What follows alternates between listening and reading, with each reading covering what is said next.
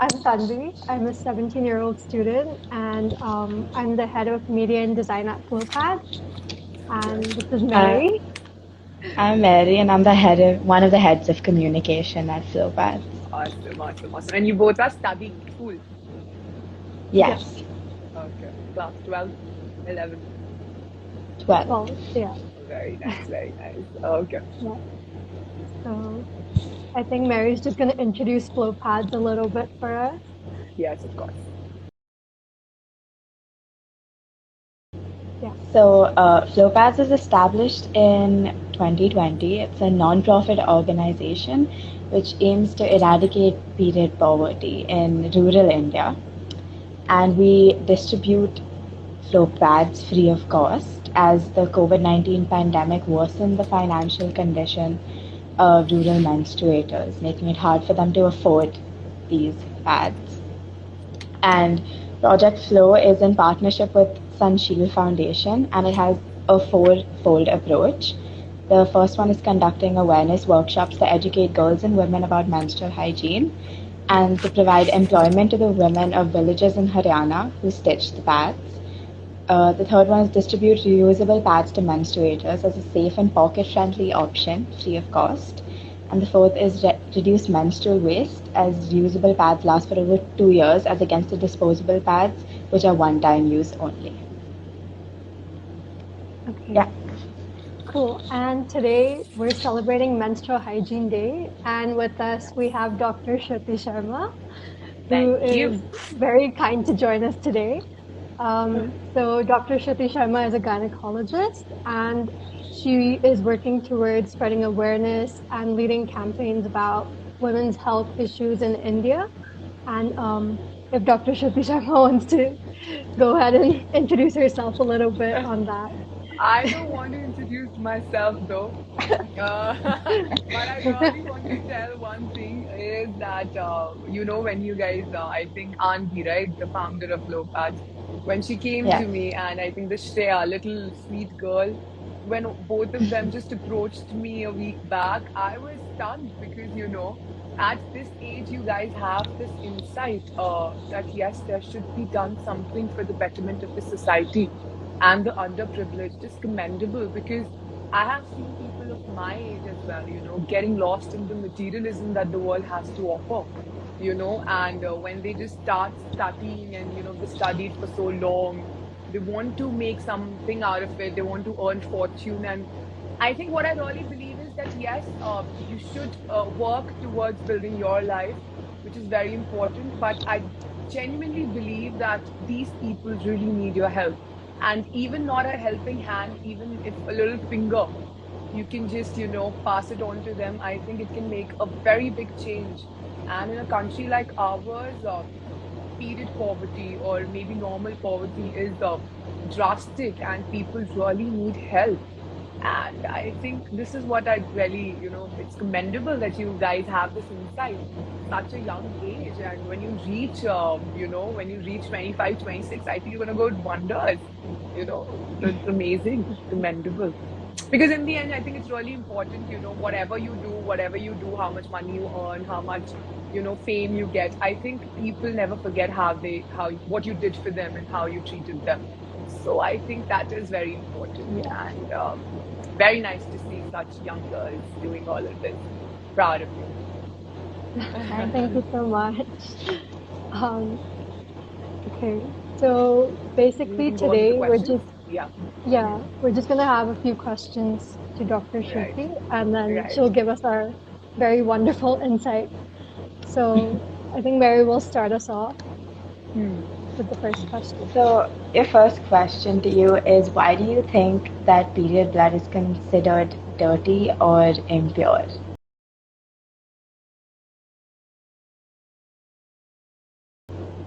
Okay, firstly, it's the society that thinks that the period blood is dirty, which is not at all true. It's just that, let me put it in a fun way, that you don't provide a baby to the uterus, so it weeps. Okay? Every Mm. month it weeps, then it cries, then it sheds off its endometrium. To be on the scientific term, the uterine muscles contract, the endometrium, that is the inner lining of the uterus, it sheds off. And this is how it is. But there are a lot of taboos and myths around it, and it's been going on since ages. And it's not just India. If we talk about Hinduism, there are a lot of myths in countries, Western world countries as well, like Jerusalem and Christianity also have a lot of taboos and all. So I really believe that we can just put it that way. What are the myths? The myths are that you don't have to go out of houses. So we can actually put it this way that maybe in the earlier times we didn't had public toilets. Maybe because of that it was said that do not go out or do not go to the temples or whatever. Then very stupid myths like do not wash your hair, do not cut your nails, do not eat pickle. I love pickle. Okay, I will never give it up for menstruation at all. And do not eat cold stuff and all. So all of these things, these are all just myths. They have nothing to do with the scientific thing that we read in the books and which is the truth. So yeah, it's been going on since ages and people have been following it blindly. Maybe they had some issues, like I said, that public toilets nahi the bahar, and also that is why they used to say mat jao bahar. Nahi hoga accessibility. Yeah. If you're there for outside, how will you go and change your sanitary napkin and all of that? But all of these myths that do not wash your hair, ये हो जाएगा, या ऐसा कुछ भी नहीं है. It's all bullshit. Nothing like this. Yeah. Do whatever you want to do when you're menstruating. Just be happy. That is very important rather than all of these things. Yeah. Yeah. Thank you so much. Yeah. The next question is sort of related to this. I know you already answered a few like mythbusters for us, but we were also wondering, how does period pain affect a menstruator's lifestyle or their life? Because for a lot of people it's very severe, and for a lot of people it's very mild pain. So if you could just Yes. tell us a little bit about that.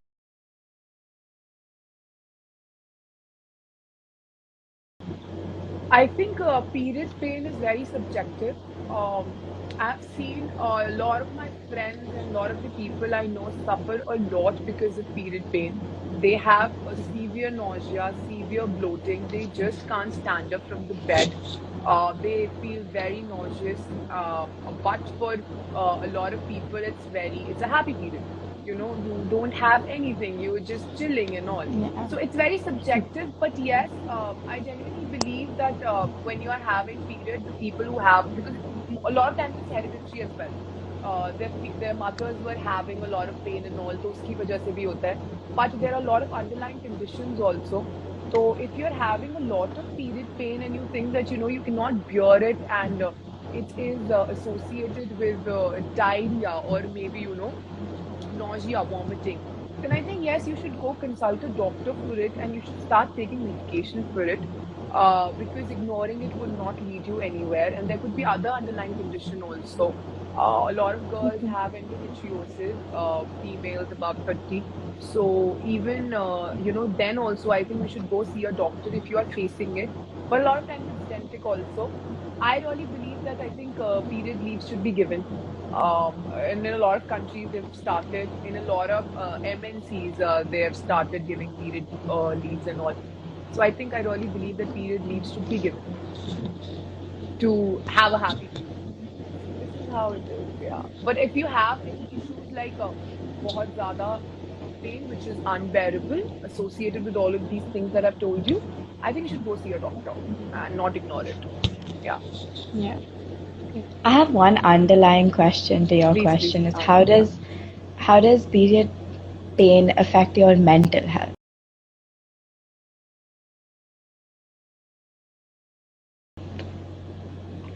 If I mean basic, how does it affect how you're I feeling? have seen in a lot of consults of mine, because I've been consulting since few months, and girls come up with a lot of depression also.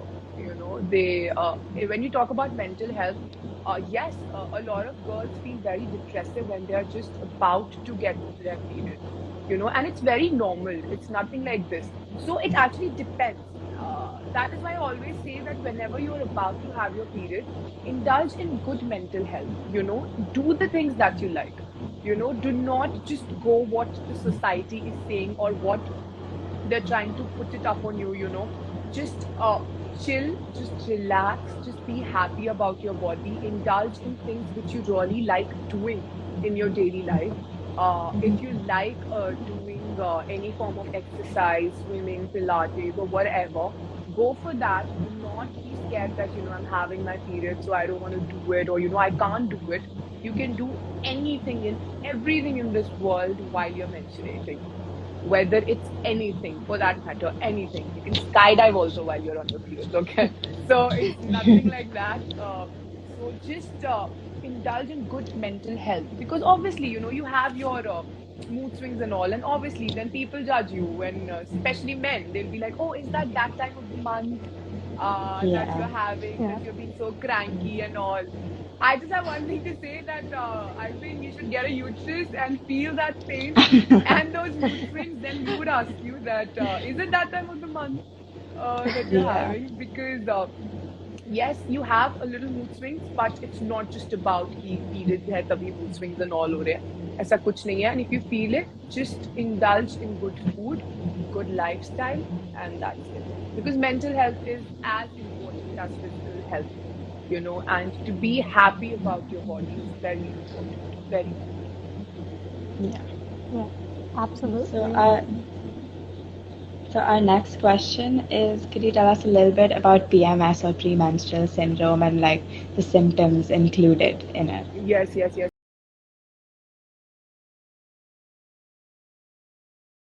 So PMS is premenstrual syndrome, and I think I've mentioned already that one of the symptoms, the period pain and all that have it.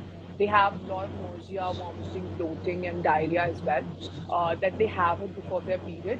But that is why I'm saying that if you have all of these things associated with it, period cramps are very normal.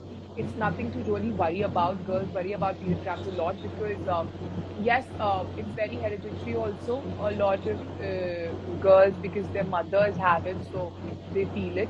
तो वो normal है, but अगर बहुत ज़्यादा excessive है associated with these symptoms, you should not ignore it and you should go and consult a doctor for it. And we have primrose oil, evening primrose oil that we give. We give vitamin E for it. So there are a lot of tablets that are available in the market for the same. So I think you should go and consult a doctor if you're actually, if it's hampering your lifestyle. Because obviously you can't just control everything that you're doing in your day-to-day lifestyle because you're menstruating, right? And especially Yeah. students, because they have to study, they have long working hours, long classes and all. And you Yeah. can't just avoid everything in your thing now. So I think go and see your doctor if you have all of these issues. So we can provide them with medications. Yeah. Okay. Thank you. So our next question is also sort of related to like period pain. Um, so does one need to worry about irregular periods? Because I've heard a lot of like contrasting opinions like on the internet. Some people say that it's something to worry about if your periods are irregular, and then some people say that it's very natural. So Okay.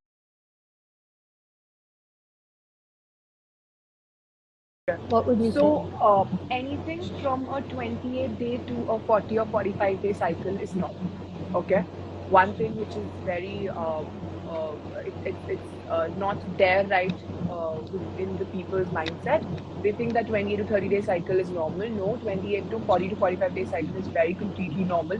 Some women have a 40-day cycle.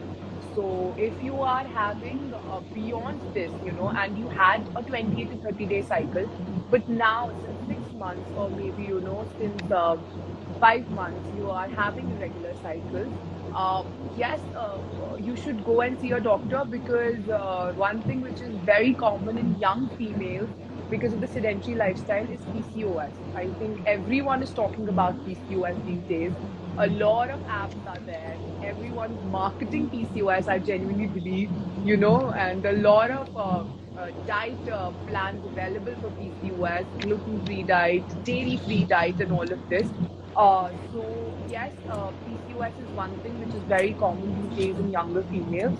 Because of that, you can have irregular periods. Then, because of hypothyroidism, your thyroid could be increased. So because of that, you can have irregular periods because of prolactin and hormone, which is secreted by pituitary gland. So if that is raised, because of that also you can have. So there are multiple causes for having irregular periods, right? So one thing is, yes, you should definitely worry about it and go see a doctor and get all of your tests done, get an ultrasound done to rule out PCOS, and you should not ignore it, because a lot of times we see that TK fine is completely okay, especially, yes, when you are just about to, when you start your periods, when you have your menarche, about 16 to 18 years tak hota hai that the periods are irregular. There are anovulatory cycles. The ovulation does not happen. A lot of girls have puberty menorrhagia. It means that, you bleed a lot, you know. So because of that, because anovulatory cycles होते हैं, तो तब तक it's completely fine. But once you've crossed this age and it's been 3 to 5 years of your periods, I think you should not ignore your irregular periods and you should go and see a doctor, get all of your tests done, and start medication as soon as possible. So yes, irregular periods is something that you should be worried about. And one thing which I would like to put is stress. Stress is something which always makes periods irregular. It just doesn't let the uterus breathe at all. And when you are in your exams, it has happened with me also. It has happened with every girl, I think. When you have stress and when you have your exams or whatever stress in your life, you just skip your periods or your periods are delayed and all of that. So I Yeah. think a stress-free life is also very important, as we are talking about mental health so much these days. So yeah, whenever you have irregular periods, do go see a doctor. Don't ignore it. Okay. We'll keep Okay, that in thank mind, you. everyone. Yeah. Yeah. The next question is, what are some basic menstrual hygiene rules every menstruator should follow? Okay. Basic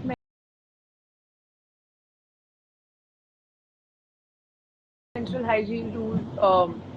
When we talk about it, firstly, whatever method of sanitation you're using a sanitary pad, a menstrual cup, a tampon, whatever, it has to be changed at a particular hour.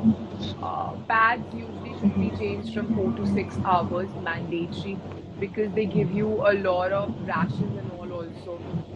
You can land up with a lot of infections. So first thing is this. Second thing is keep your body clean, keep your intimate area very clean while you're having your periods. It's very important. Wash it twice a day. And third thing is, do not indulge yourself in all of these feminine products, scented pads, and all of this, because they hamper your vaginal health.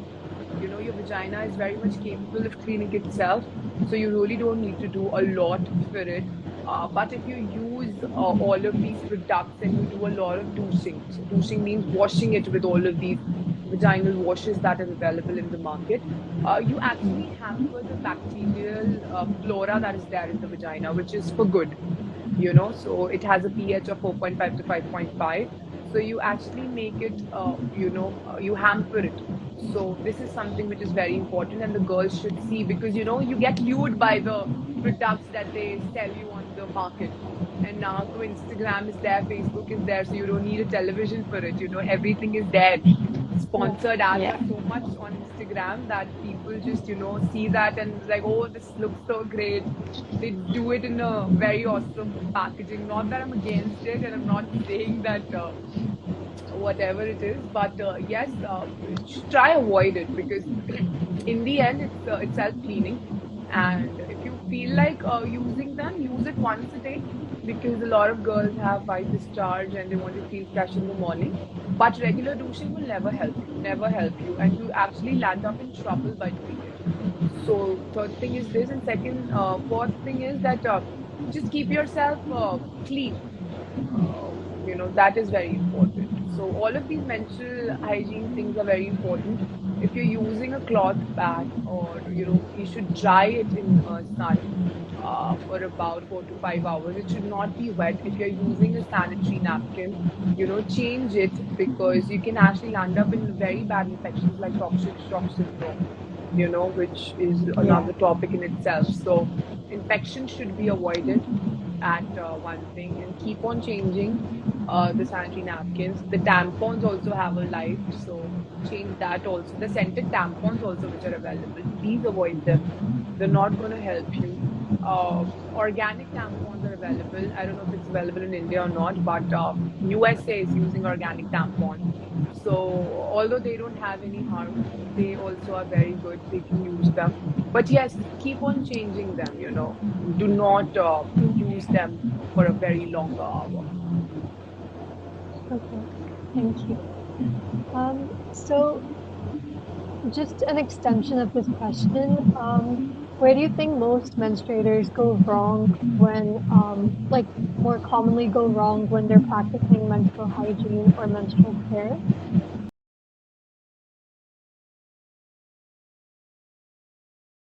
Okay. Yeah, What so are some common areas?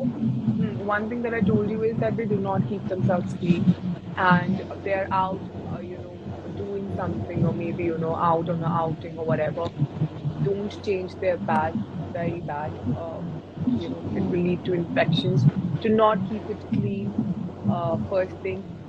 Then rashes and all, you know, uh, keep your, if you feel like, that you want to clean your pubes, do that as well while you're menstruating because folliculitis and all of these things also happen. I've seen a lot of girls having that, and then infections and then boils down there, redness and bumpiness down there.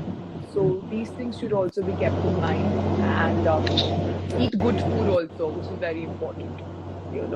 Probiotics, which I think my generation is obviously doing it. You guys are also like the teenagers also are not very fond of eating very righteous food or always binging onto junk and all. So good food is very important. Probiotics and all is very good for your vaginal health. So try and do that. It's difficult, I know, in today's time, but at least take a step towards it and it will help. So yeah, all of these things should be kept in mind. Okay, Thank you. Yeah. Last question is, what are the side effects of birth control pills or any other medication taken to control the cycle? I know myself and a lot of girls in school, when your cramps get bad, they take Meftal. Yeah, And I menstrual. wanted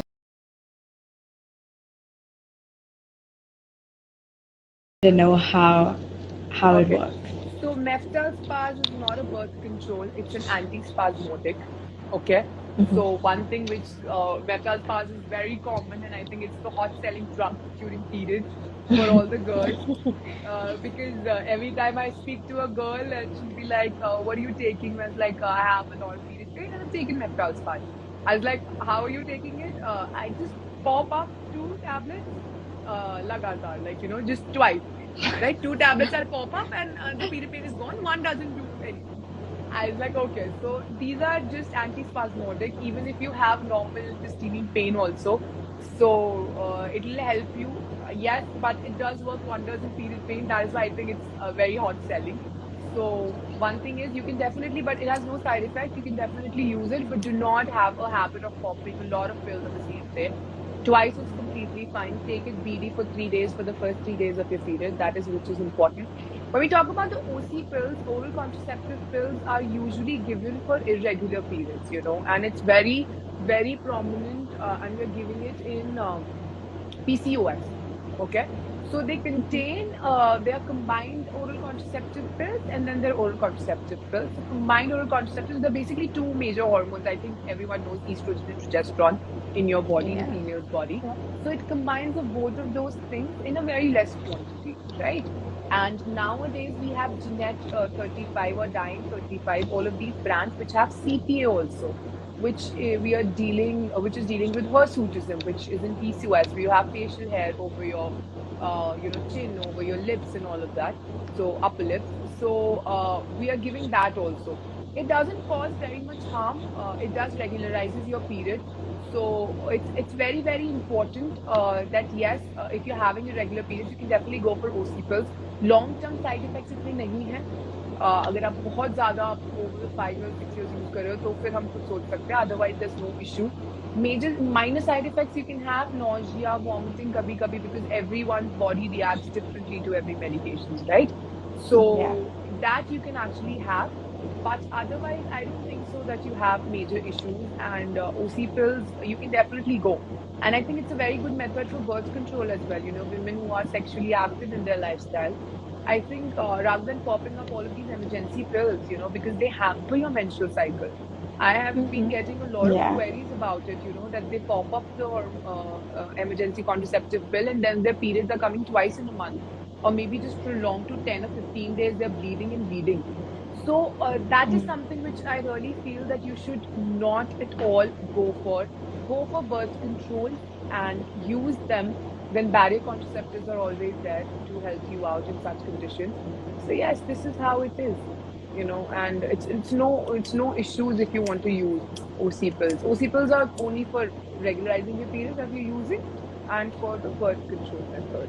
So yeah. Okay. Thank you. Anything We else have you one want to ask? question. Yeah, We please. have one question in the chat, which is, I get acne every time I get my period. Why is it so?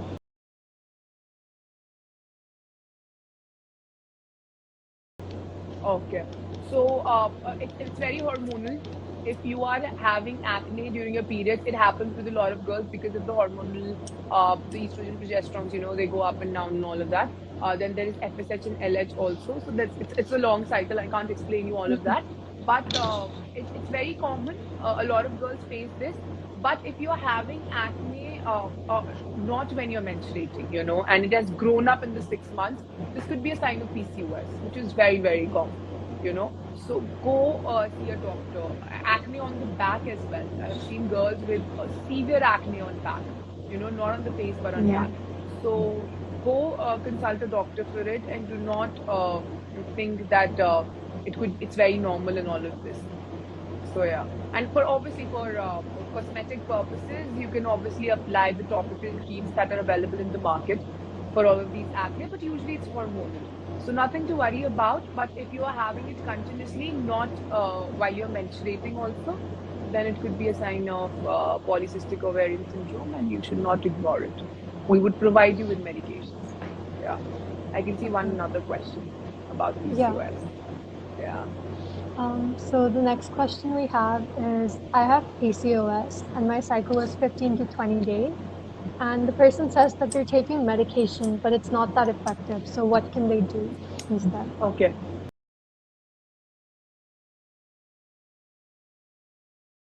Right. So firstly, you need to be very sure that you have PCOS on, because there's a criteria that we have which is called as Roger-Drent criteria, where we have three things. Firstly is the scan, where we see how many follicles are there and what is the ovarian volume. Second thing is the testosterone, the androgen, the level of the androgens.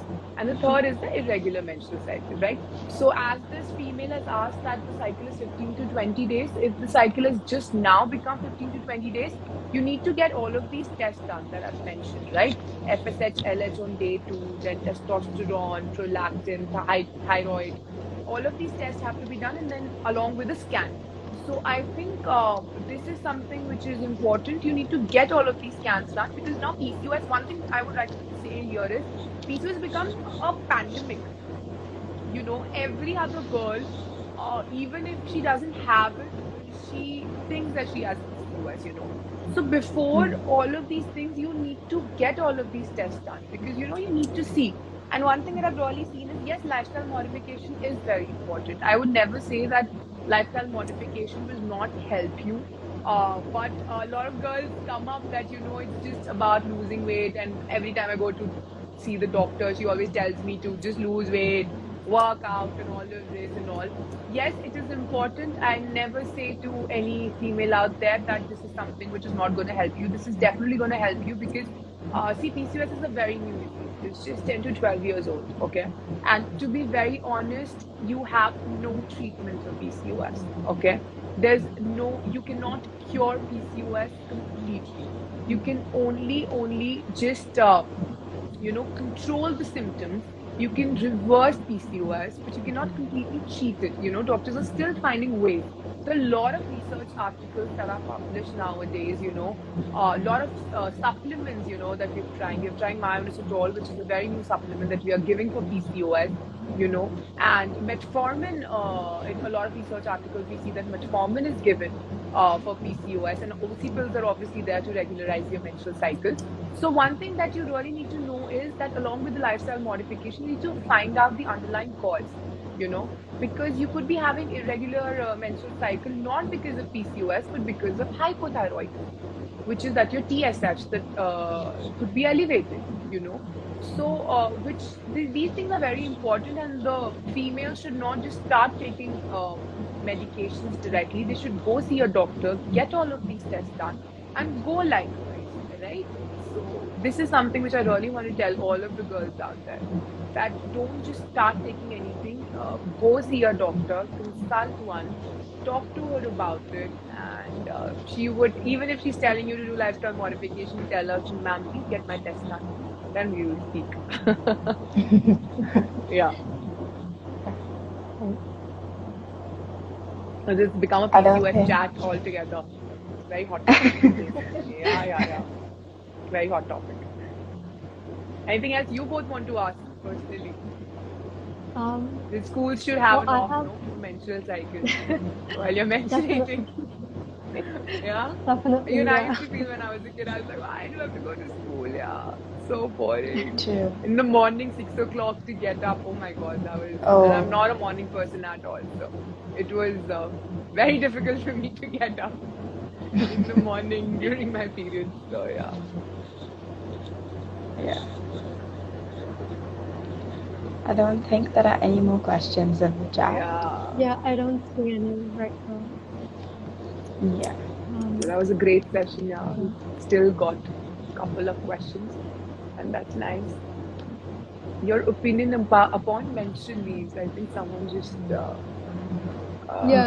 a new question. I personally believe yes, of course. I've got another question. What is the right age to start going to a gynaec? Okay. So first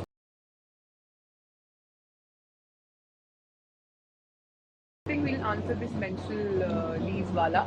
I think yes, you should definitely have menstrual leaves because I personally didn't have much issues while I'm menstruating, or a lot of girls also. I think they don't have much issues, but I've seen a lot of my friends who have a lot of issues while they're menstruating. They are just they can't even get up from the bed. They have severe nausea. They don't feel like eating anything. Severe bad abdominal cramps. So I think period leave is something which, at least for the first 2 to 3 days, I think yes, it is very mandatory, and I think it should be given. Once you're just menstruating for 4 to 5 days once a month, so 2 दिन की छुट्टी तो मिल सकती है यार, to just take care of yourself. And in a fast-paced running life where you are running regularly, and every day is a race, everyone's just running out to find up something and all. I think to take care of yourself is very important, and give yourself and your body time is very important. So I personally believe that yes, period leave is very important. I don't remember the countries, but I think I've just read the news a couple of weeks back that some countries are giving period leaves. And I think it was Spain. I recently read. Spain. Yeah. Spain. She's such a cool country. So I think So I think in India also, I think we should just write a plea or something for period leaves. Hopefully, Modi ji will listen. Okay, so one more question I think we have, no? What is the right age to start going to a gynaec?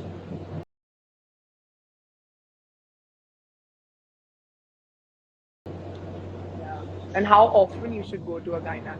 Okay, so there's no particular right age to go to a gynaec. When you start menstruating, if you face any problem, if you have issues like irregular periods, or in young girls, all of this, facial hair, acne and all of this, yes, you should definitely go see a gynaec. Never hesitate to go to one, because you will always get a opinion about something, because obviously they've read about all of these things, right? all of the information. That is one thing which always catch my mind is Dr. Google, right? Everyone Googles up everything and then they come up, okay? Especially the young generation. And Yeah. they know a lot and they know the differential diagnosis also. So we say diagnosis and then there's differential diagnosis, okay? So which means that you have a disease and then you have, अच्छा इसकी वजह से हो सकता है. So they just come up and read it from the Google and they come up. Don't rely on that.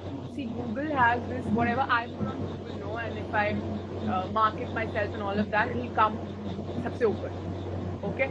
So this is something which you should learn and you should know how this media works and how it actually plays from your brain.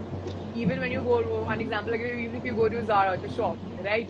They have this pattern, if you notice, that they'll put all these colors in a same place. Okay? Yes. This is marketing.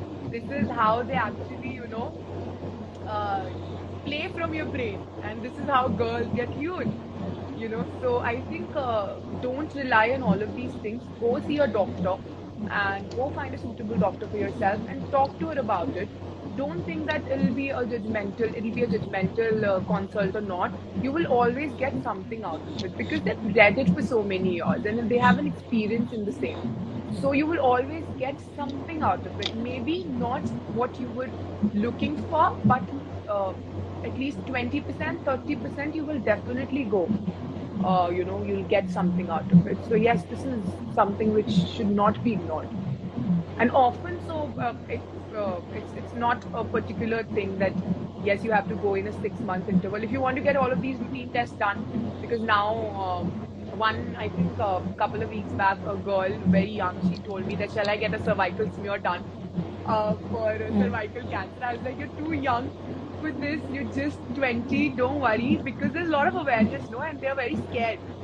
So that's very good that people are getting aware about all of these things. But a professional is always there to help you, no matter what information you get on Google. We've read it for so many years. Yeah, I've been studying for 10 years. So, there's something that we can offer you more than Google. So I think, yes, I think you should definitely go and consult the doctor. Yeah.